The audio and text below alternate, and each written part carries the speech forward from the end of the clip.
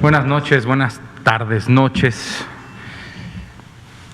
Buen sábado, ¿qué tal? Hoy es sábado 28 de noviembre, son las 19 horas en punto y estamos en el Salón Tesorería de Palacio Nacional, en la capital de nuestro país, en la conferencia de prensa para informar a la población acerca de la situación epidemiológica que guarda la epidemia del virus SARS-CoV-2, causante de la enfermedad COVID-19 en nuestro país y en el mundo. Muchas gracias a todas y todos por estar aquí, a nuestras compañeras y compañeros periodistas y a todas las personas en casa que nos ven desde su televisor o su dispositivo telefónico o tableta, cualquiera que sea la de su preferencia. Hoy vamos a estar yo solo, como pueden notarlo, y voy a presentar el informe técnico, el detalle de los 16 días contra la violencia hacia las mujeres, y pues será un placer poder después responder las preguntas que tengan aquí en el Salón Tesorería.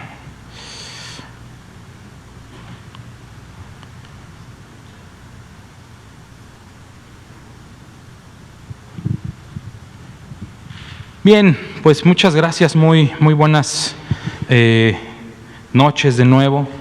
Hoy es el día 182 de la nueva normalidad, caracterizado por el cambio a partir del 1 de junio de este año, después de una Jornada Nacional de Sana Distancia en donde todas y todos estuvimos en casa, excepto las personas que trabajan o trabajamos en una de las actividades esenciales, como puede ser, en mi caso, la atención a la epidemia del virus SARS-CoV-2 en el componente que me toca, en el componente que me corresponde de el análisis de la información, la comunicación con el público y el diseño de la estrategia de comunicación de riesgos. Este día, esta conferencia de prensa es la número 269 y hoy, siendo sábado, hoy termina la semana epidemiológica y mañana comienza la siguiente semana epidemiológica.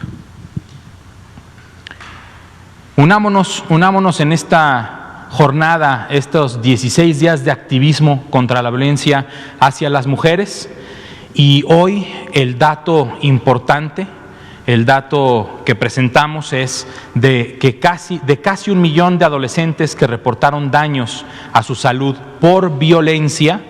Solo el 10%, solo 1 de cada 10 acudió a los servicios de atención a la salud. Esto de acuerdo a la Encuesta Nacional de Salud y Nutrición, la ENSANUD, que lleva a cabo en conjunto el Instituto Nacional de Salud Pública y el INEGI.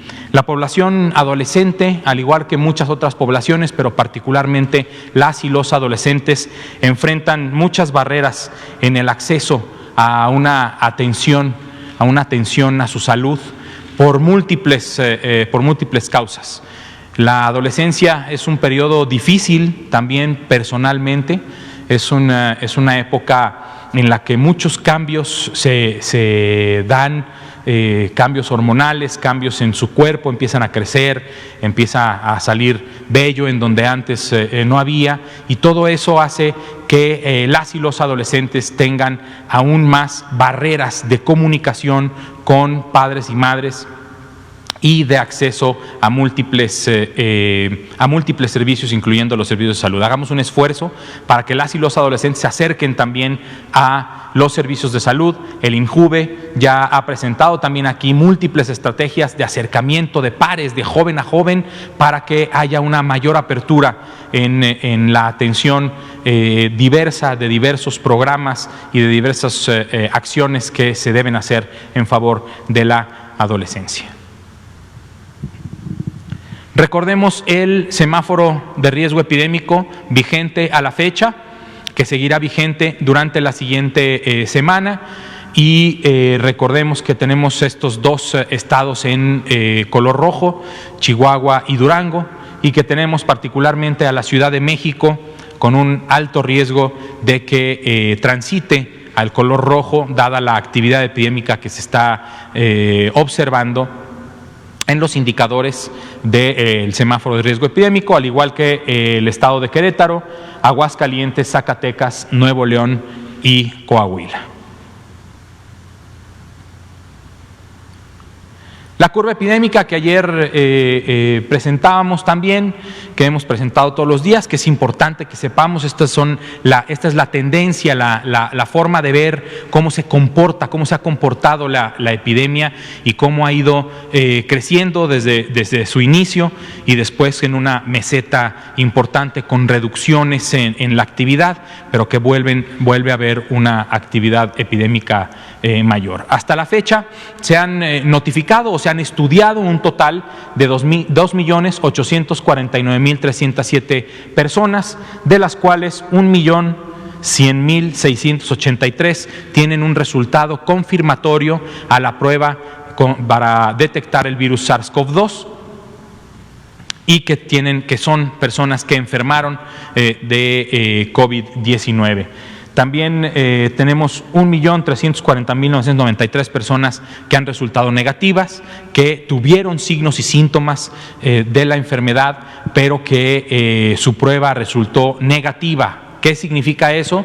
Significa que 1.340.993 personas tenían otra enfermedad, otro virus respiratorio, resfriado común, influenza puede ser, sobre todo en este tiempo que hemos recordado que se incrementa la actividad de todos los virus respiratorios, incluyendo el de la influenza. Tenemos un total de 199.073 personas que no se les tomó una muestra para revisar la positividad al virus SARS-CoV-2, 132.511 personas que se les tomó una muestra, pero que están ahorita clasificados como sin posibilidad de resultado por múltiples causas, como ya también lo hemos explicado en diversas conferencias de prensa, que con gusto puedo mencionar de nuevo alguna de las causas. Por ejemplo, si la muestra fue mal tomada, si tiene mucho tiempo de haberse tomado la muestra en el tránsito al laboratorio de salud pública o al laboratorio que va a revisar y que va a hacer el análisis, no se puede, se tiene que descartar esa muestra, porque si se da un resultado después de mucho tiempo de haberse tomado la muestra, puede haber una falla en el resultado de esta toma. Sobre todo los falsos negativos. Un falso positivo puede no causar daño a nadie. Una persona que presenta síntomas y que se le dice que que es positiva al virus SARS-CoV-2, cuando no lo es, se va a cuidar, al igual se va a aislar. Y una persona que se le pueda decir que es negativa y que sea un falso negativo, eso quiere decir que se le dice que no está enferma de SARS-CoV-2 cuando sí está enferma, y entonces puede tener una falsa sensación de seguridad. Por eso lo principal es cuando uno presenta signos y síntomas de una enfermedad respiratoria, como lo puede ser la COVID-19, hay que aislarse, hay que usar el cubrebocas de inmediato, ¿sí? Y hay que acudir a recibir atención médica, sobre todo las personas, no retrasen su atención médica a las personas que tienen un factor que puede determinar que haya un mayor riesgo de complicaciones y muerte por el virus SARS-CoV-2. No retrasen su atención médica. Para esta semana tenemos un total de 76.047 personas que se les tomó una muestra y que se está analizando, o que se está en tránsito, la muestra en tránsito del lugar en el que se les tomó al laboratorio que va a emitir un resultado. y un total de 105,459 personas que desafortunadamente, lamentablemente, han perdido la vida a causa del virus SARS-CoV-2 y cuya resultado fue positivo. Para la semana 47 tenemos una positividad del 44% al virus SARS-CoV-2 del total de personas que han sido estudiadas y que se les tomó una muestra.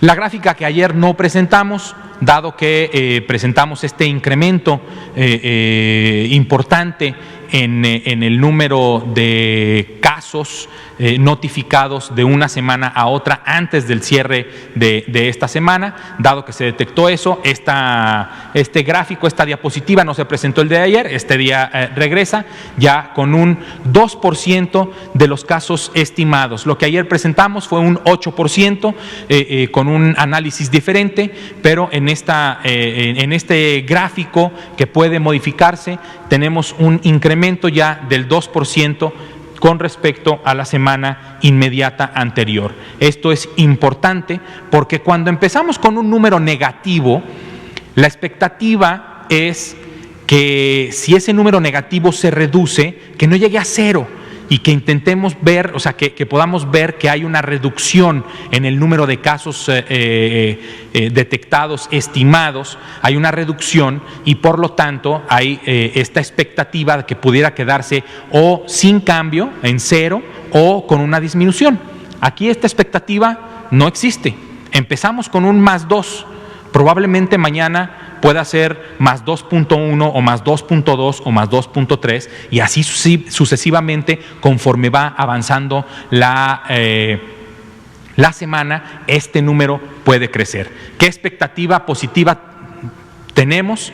Que no crezca mucho, que se quede en este 2% y que el incremento que se ha detectado no sea tan sustancial para nuestro país. Sin embargo, lo que sí podemos ver es cómo este número de casos estimados activos, la epidemia activa, que representa solamente el 5%, en semanas anteriores representaba el 3% o el 4% y ahora representa el 5%. Esto representa que la epidemia activa está en crecimiento en nuestro país y que, como ayer lo presentamos, está a expensas de las entidades federativas que ayer compartimos los datos. En total, tenemos 1.281.267 casos estimados positivos al virus SARS-CoV-2 y, como ya lo comenté, un 5% de esos son los que representan a la epidemia activa.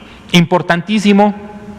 Y como siempre, el agradecimiento a todo el Sistema Nacional de Salud en los hospitales y centros de salud públicos, sociales y privados que han permitido que tengamos este registro de 813,254 personas que se han recuperado su salud después de haber sido diagnosticados con una prueba positiva al virus SARS-CoV-2.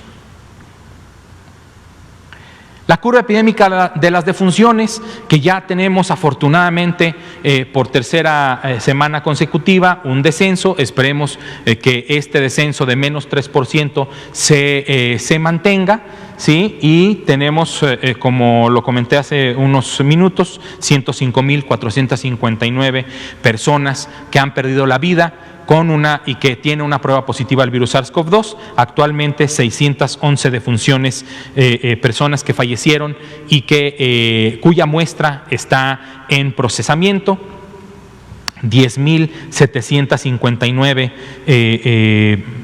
vidas perdidas que no se les tomó una muestra y que están en el análisis para saber si se dictamina de acuerdo al criterio clínico y epidemiológico como una defunción que es positiva y asociada directamente al virus SARS-CoV-2, y un total de 4,384 personas que perdieron la vida, que no tienen una posibilidad de resultado y que se les aplica el porcentaje de positividad para las defunciones, para el cálculo de las defunciones estimadas.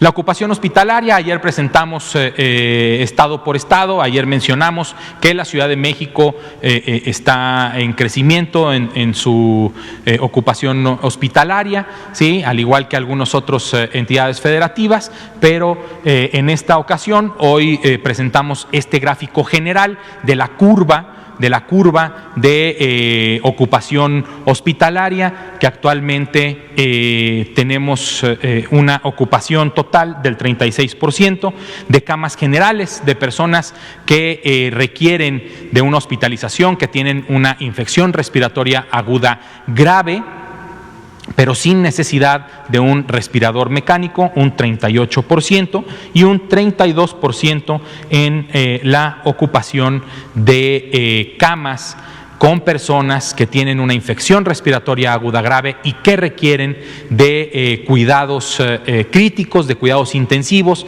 y que por lo tanto requieren de un respirador mecánico. Como pueden observar, la tendencia sigue en el incremento desde la semana, ay Dios mío, estos son días y la verdad es que no alcanzo a ver, esto es octubre, ¿sí? Un incremento importante, y estamos llegando ya a los niveles que teníamos en agosto.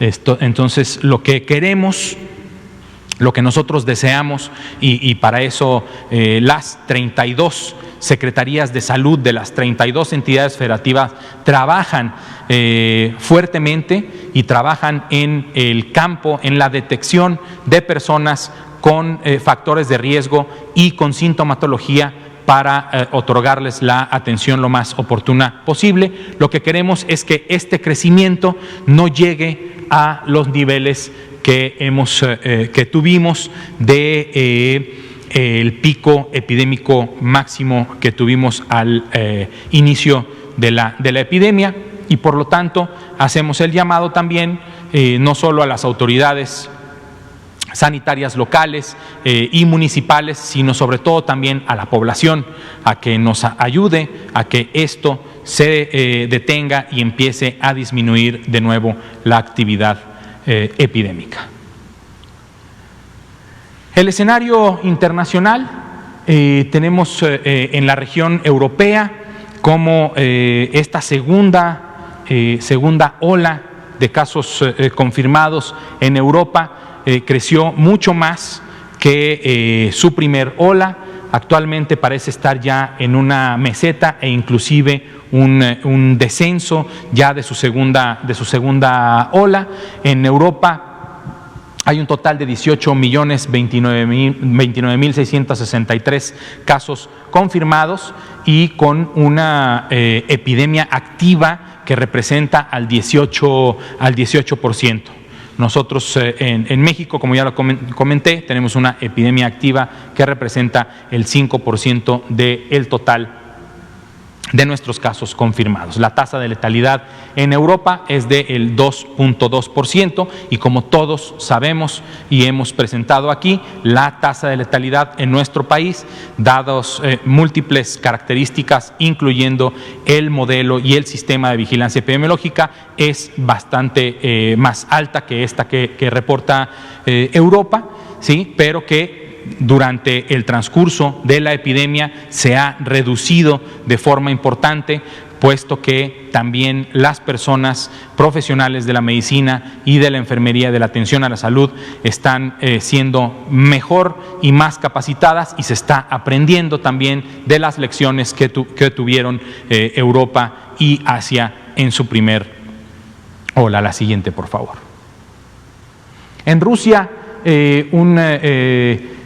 total de casos diarios confirmados por millón de habitantes que no llega a los 200, y de acuerdo a la clasificación de la Organización Mundial de la Salud, Rusia está en un escenario que se conoce como conglomerado de casos. No hay una transmisión activa comunitaria como sí lo hay en nuestro país. En Rusia está clasificado como un conglomerado de casos.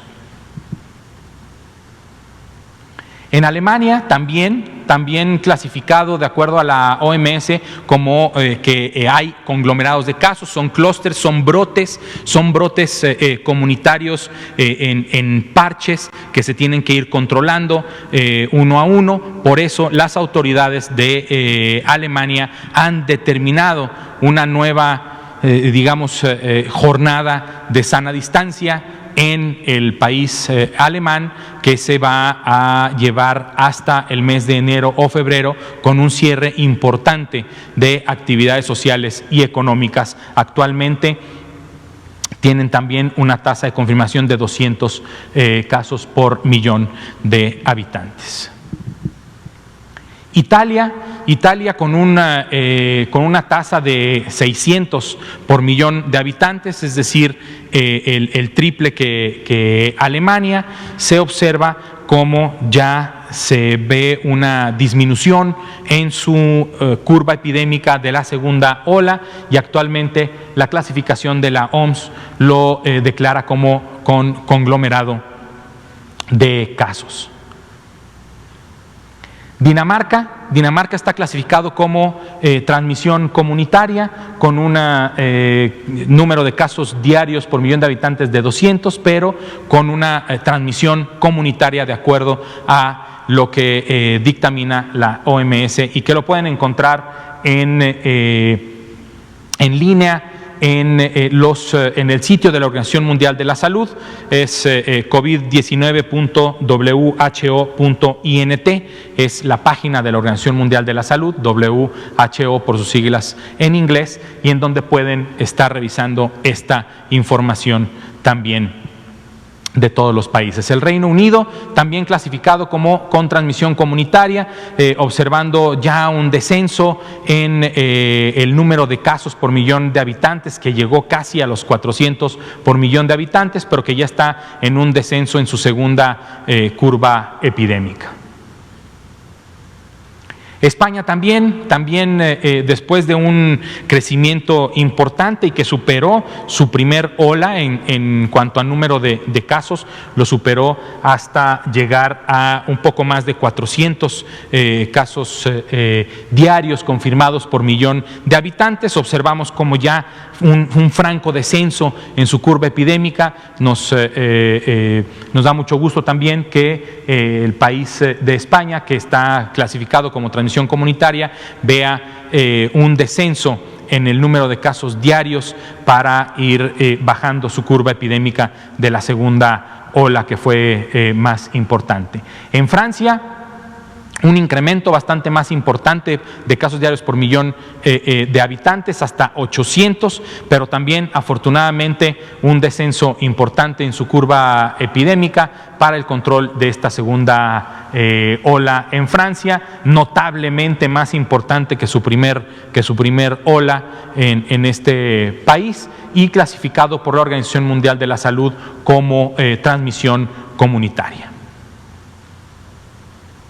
Bélgica, pues bastante más importante la segunda ola que su primer ola por el mes de marzo y abril, hasta llegar a 1.400 casos por millón de habitantes. Afortunadamente para el país belga, ya también en un franco descenso de esta segunda ola epidémica. Aquí vimos un crecimiento, se observa que quiso empezar a disminuir, pero que posteriormente fue un incremento súbito importante en el número de casos diarios en Bélgica, con una transmisión comunitaria muy importante, y que afortunadamente ya por debajo de los 200 casos por millón de habitantes, terminando esta curva, esta segunda ola.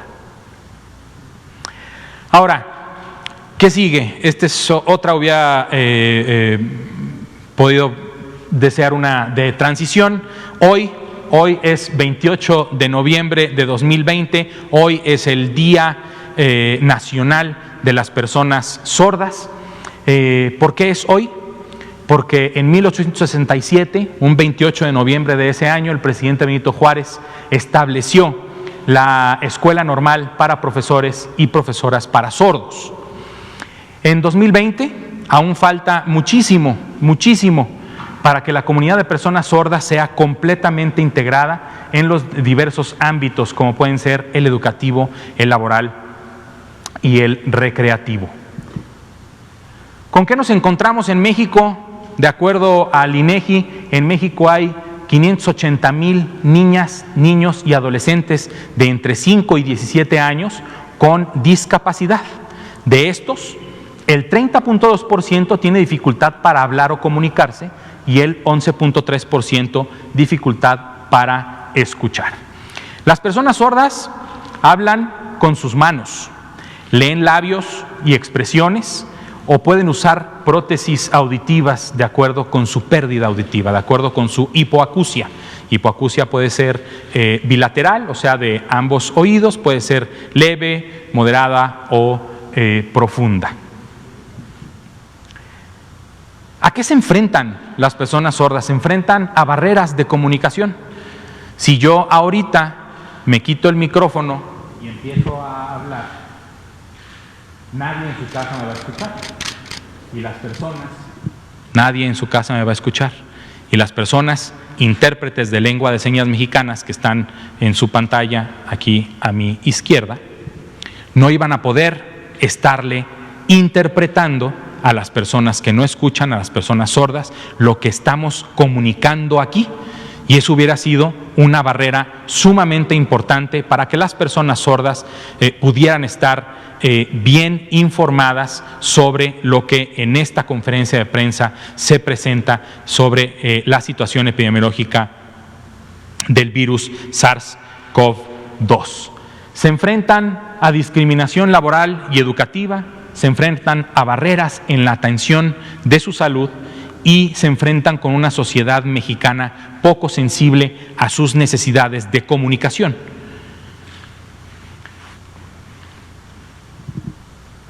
En México tenemos un programa nacional de tamizaje auditivo neonatal e intervención temprana, que lo que hace es una prueba de tamiz auditivo que es gratuita, es sencilla y rápida, no le causa dolor ni molestia a la persona recién nacida.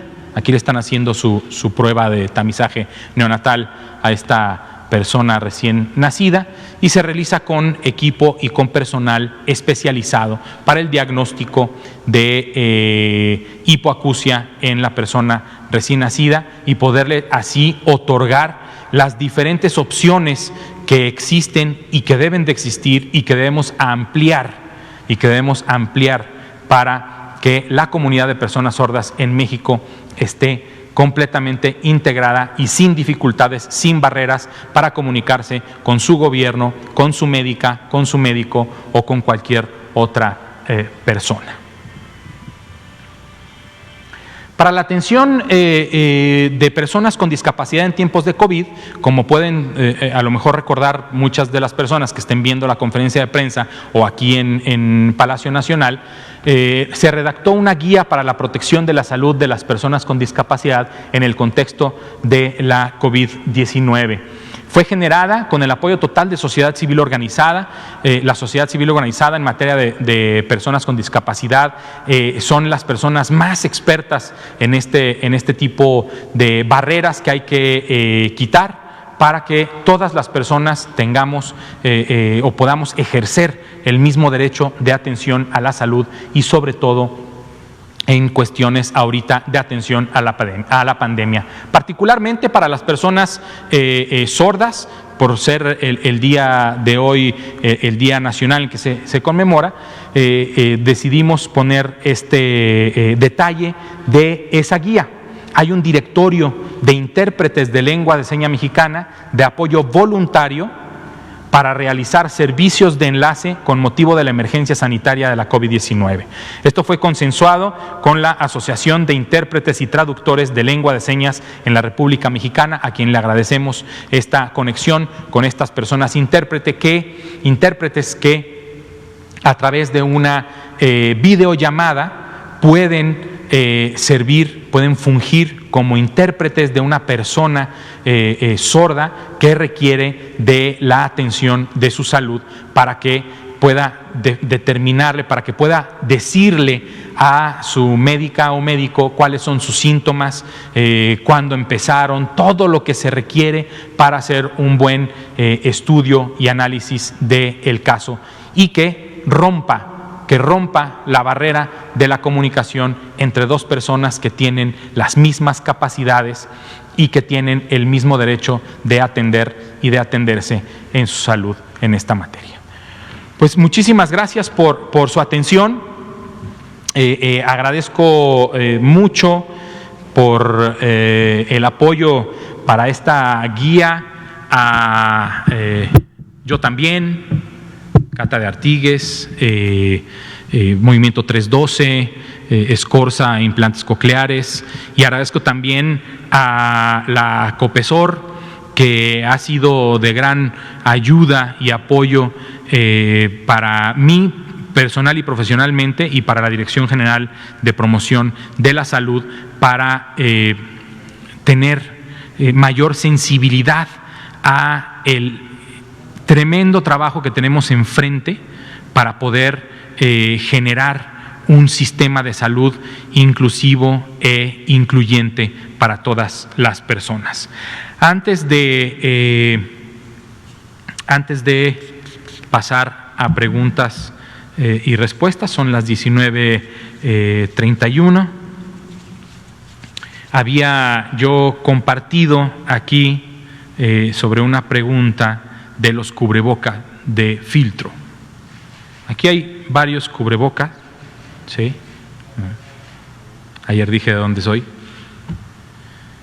Varios cubrebocas. Este es un KN95, ¿no? Se utiliza así, se quita así. Este otro fabricado de tela, ¿sí? Yo soplo y a lo que aspiro es a que mis lentes se empañen, ¿sí?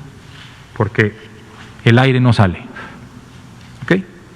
Pero están estos cubrebocas que venden en muchos lugares, seguramente aquí atrás en el centro los venden por centenares, y que como podrán ver es como con motivo de Día de Muertos o Halloween. Tiene válvula, aquí está su valvulita, así hasta bien linda para que al niño le atraiga y lo compre.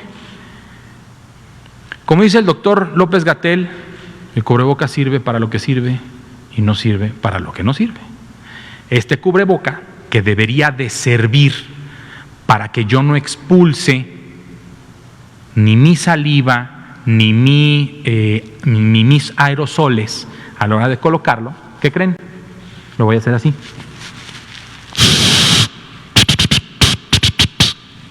¿Sí? Si yo respiro, no entra el aire. Pero si yo estoy enfermo y uso una cosa de estas, pues le estoy escupiendo mis saliva y aerosoles a quien tenga yo enfrente. No lo compre. Y si usted lo vende, ya no lo venda. Ya no compre más para vender. Esto no sirve. Sirven estos. Y los N95 no los compren tampoco en casa. Esos son para el personal de salud. El chiste es que con esta demostración, aquí está, por eso la pregunta de los que tienen válvula, ¿por qué se les dice el cubreboca, ¿cómo dijeron? Como envidioso, egoísta, exactamente es por eso. Porque lo que va a hacer es supuestamente proteger a la persona que lo trae, y digo supuestamente porque tampoco sirve para eso. El virus entraría por mis ojos, ¿sí? Y no sirve para lo que debe de servir, que es para proteger a los demás, porque yo cuando expiro sale todo el aire, mi saliva y mis aerosoles por esa famosa válvula. Entonces, mejor uno de tela, pueden ser hechos en casa, pueden ser comprados, hay múltiples opciones de cubrebocas. Aquí yo traigo 3 diferentes. Y lo más importante, no se olviden, higiene de manos, ya sea con agua y jabón o con una solución alcoholada al 60% como mínimo. Este es al 70%, esta sirve inclusive para desinfectar superficies, al 70%, y sobre todo la sana distancia, al menos 1,5 metros, al menos 1,5 metros, y evitar estar por mucho tiempo en lugares cerrados, evitar por completo lugares cerrados aglomerados, y porque esto lo que hace es concentrar los aerosoles que las personas emitimos a la hora de hablar, a la hora de respirar, y se pueden concentrar, y entonces también por eso la importancia de que los lugares cerrados se ventilen. ¿Sí? Sana distancia, lavado de manos, uso correcto del cubrebocas, ventilación, disminución de aforo, quédate en casa si no es necesario salir, y con eso la epidemia va a reducirse de forma importante. 19:36. Pasemos a preguntas y respuestas, por favor. Pues 1 y 2. Hola, buenas noches. Arturo Contreras, de Pie de Página. Una pregunta sobre la invitación que hace el canciller, el secretario de Relaciones Exteriores, Marcelo Ebrard, a aplicarse, a someterse a las pruebas de la fase 3 de las vacunas. En esta conferencia y en otros medios se había dicho que no se llamaba a la población abiertamente a participar en estas pruebas para evitar para evitar que la gente llegara en grandes concentraciones a un solo lugar. Entonces, pues bueno, ¿cuál es el cambio de visión, ¿no? O por qué esta apertura y esta invitación abierta, masiva a través de redes sociales? Y otra duda sobre la vacuna de Pfizer. Dice que puede dar inmunidad por 6 meses, ¿no? No sé si esto signifique que ya se sabe más sobre la inmunidad propia de la enfermedad, ¿no? Si las personas que ya la tuvieron se pueden volver a enfermar, o qué inmunidad ya pueden dar otras vacunas. Gracias. Muchas gracias, Arturo. Sobre la invitación, el canciller a lo que invita es a informarse sobre en qué lugares se pudiera estar haciendo este tipo de ensayos clínicos, y ver si son personas que pudieran entrar a este ensayo clínico, y en caso de que sí fueran elegibles, pues la persona investigadora, investigador o investigadora del sitio en donde se esté llevando a cabo este ensayo clínico definirá si es elegible o no, y le invitará dentro de un horario específico a que acuda a el lugar del ensayo clínico a poderse someter a ello. Sobre la vacuna de Pfizer y de otras vacunas, me gustaría mejor dejar el tema para que el subsecretario López-Gatell, con la información que se le comparta también de parte de la COFEPRIS, pueda dar una mejor respuesta a esta pregunta. Arturo, muchas gracias. Araceli, por favor. Araceli Aranday, reportera de Canal 11. Preguntarle sobre esta invitación que hace el Instituto Nacional de Ciencias Médicas, Salvador Subirán, a participar en como candidatos a la aplicación de la vacuna. Si tienen conocimiento de eso, me acuerdo que le preguntamos la semana pasada al subsecretario, nos prometió traer algunos datos de cómo va esta aplicación, de cuántos son los voluntarios y cuál es el perfil de estos. Quisiera preguntarle en este tenor si tiene alguna información que nos pueda otorgar, y también preguntarle si existe algún protocolo para este tipo de personas sordas y ciegas, o también otro tipo de discapacidad, para que sean atendidas en el marco de la pandemia. Gracias. Muchísimas gracias, Araceli. Respondo la segunda pregunta primero. Esta guía que se trabajó es para que no solo las personas con una discapacidad le den lectura y que sepan cuáles son las formas de mejorar la comunicación. Por ejemplo, lo que presenté de las personas voluntarias e intérpretes de lengua de señas para romper la barrera de comunicación entre una persona sorda y una persona oyente, que pudiera ser médico, enfermero o enfermera de alguna persona enferma o familiar de una persona enferma que no pudiera responder y que la persona es sorda. Entonces, esta guía no solo es para las personas que viven con discapacidad, sino es para que el personal de salud y todo el personal de salud que nos esté viendo en este momento, le invito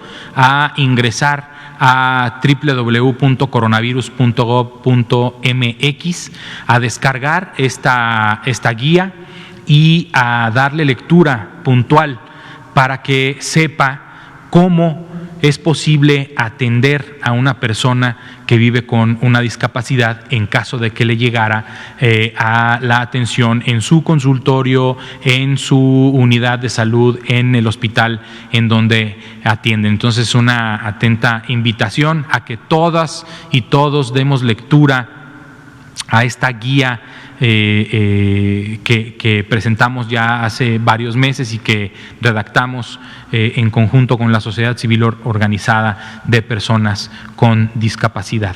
Sobre los datos de cómo van los ensayos clínicos, lo mismo, en realidad los datos de los ensayos clínicos son del laboratorio que está llevando a cabo el ensayo, y la persona investigadora tendría que primero solicitar autorización al laboratorio para poder decir cuántas personas se han reclutado y de qué características. Lo que se puede compartir probablemente, y tendría que verlo el subsecretario con el Instituto Nacional de Ciencias Médicas y Nutrición, Salvador Subirán, son las características que las personas voluntarias deben de cumplir, son los criterios de inclusión al estudio, así como los criterios de exclusión, y así con eso nos vamos a dar una idea de cuáles son las características personales y demográficas de las personas que deseen participar en un ensayo clínico de la vacuna contra la COVID. Muchas gracias.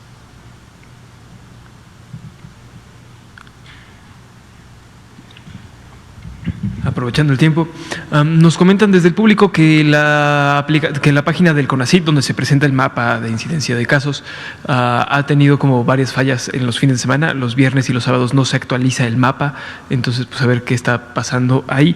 Y una duda es también sobre las vacunas, no tan técnica, sino Pfizer esta semana anunció en una conferencia de prensa que para principios de enero, me parece, podría ya empezar a comercializar la vacuna en México, ¿no? Esto después de que Londres, Reino Unido, hoy anuncia que pronto tendrá la vacuna, que se les está dando luz verde desde el departamento que administra estas cosas allá.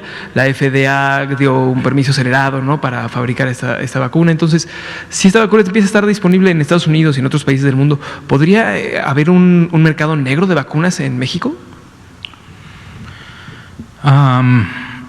Yo creo que la necesidad que hay de vacunación en todos los países, nos hace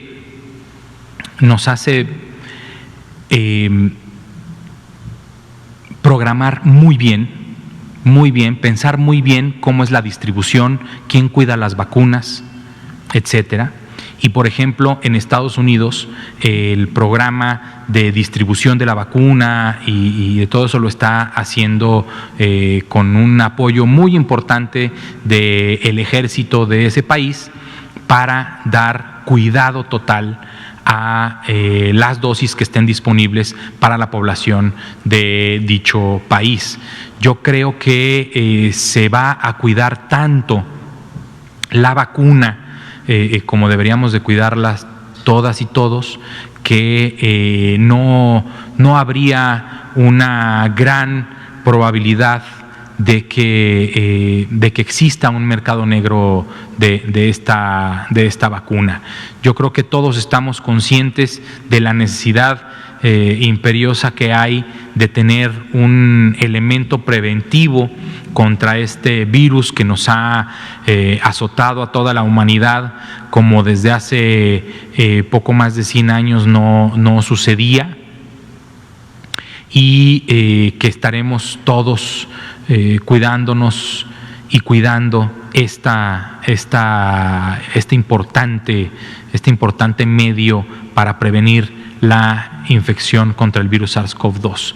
Yo creo que no habrá mercado negro, sin embargo, lo que yo pueda decir y la probabilidad, si yo dijera es mínima, existe, ¿no? Pero creo que vamos todos como sociedad avanzando a tener una mayor conciencia social sobre las necesidades que tenemos entre todos y todas, y que cuidar la vacuna va a ser de vital importancia. El mapa de CONACYT, me comentan que fue ayer solamente y que ya se solucionó y que no debe haber mayores fallas, y que no significa, reitero, que no significa que no las vaya a haber. Hay que recordar que cuando uno se sienta en una computadora y le pone www.coronavirus, pues sí parece, sí es una máquina lo que está ahí, pero siempre detrás de esa página hay un ser humano, y ese ser humano puede cometer un error en la propia programación y que con eso haya una falta de actualización de los datos, o que el servidor en donde se tiene alojados los datos, como coloquialmente se dice, se caiga, o sea, que no haya comunicación y que entonces no puedan tener los datos disponibles. Pero me parece que este problema que aquí en tiempo real me dicen que fue ayer solamente, y que no va a haber mayor problema para tener los datos actualizados. ¿Sí? Solo están Arturo y Araceli. No sé si Araceli quiere hacer otra pregunta. ¿No? Perfecto. Pues son las 19:48 del sábado 28 de noviembre. Y como lo dije, perdón, voy a hacer una anotación. Como lo dije, hoy, 28 de noviembre, Día Nacional de las Personas Sordas. Agradecemos a Isabel Breña y a Vanessa González, que son nuestras dos personas intérpretes de lengua de señas mexicana, que aquí están diciéndole a las personas que no escuchan lo que yo estoy diciendo. Muchísimas gracias y hasta mañana. Gracias.